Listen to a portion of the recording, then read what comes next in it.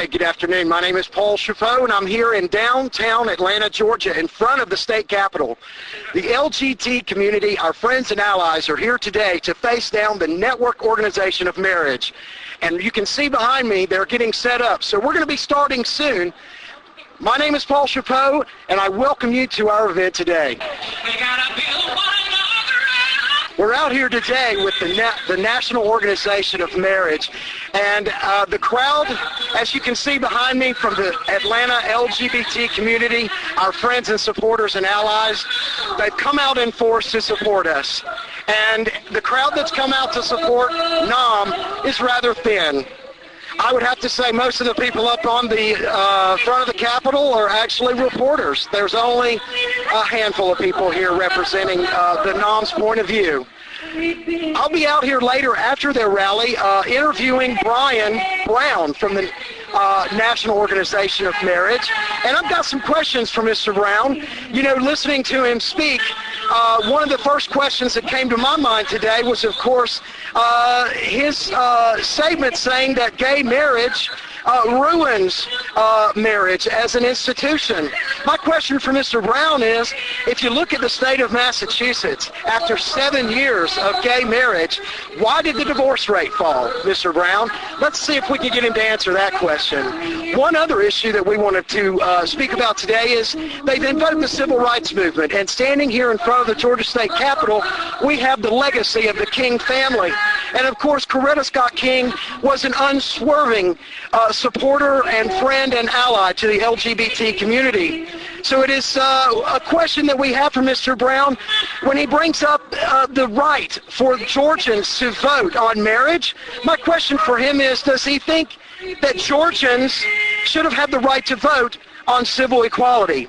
And lastly, the other issue that we're going to bring up to him today is, of course, what is their plan of action now that California has struck down Prop 8? And I'm over here now with Jeff Graham from Georgia Equality. And as I said a moment ago, after the rally, we're going to have Brian Brown on camera in an interview.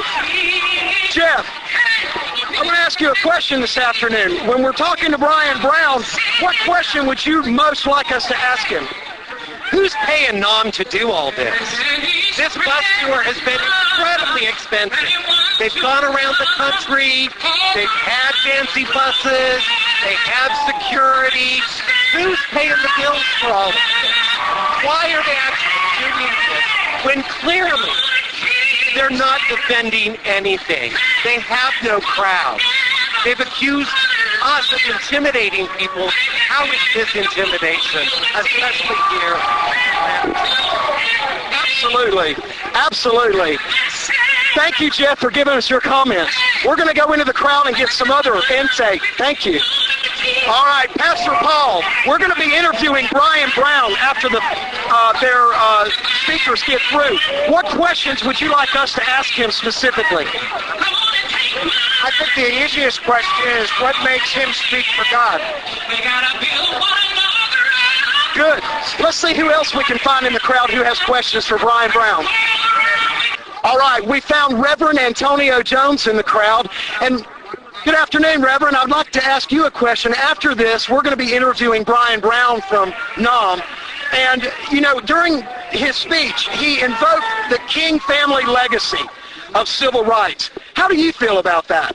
I feel that not only was the reference to the King's family taken out of context, but certainly based upon what Coretta Scott King stood for in terms of human rights and most specifically gay rights, that she would not be supportive of any kind of action such as this. So I think that at this point, even though he has been able to bring a member of the King family into this particular demonstration or rally, she does not represent what the King's family stood for, nor the legacy of the King's family. Thank you, Reverend. And we'll ask him after the rally about your opinion. Thank you.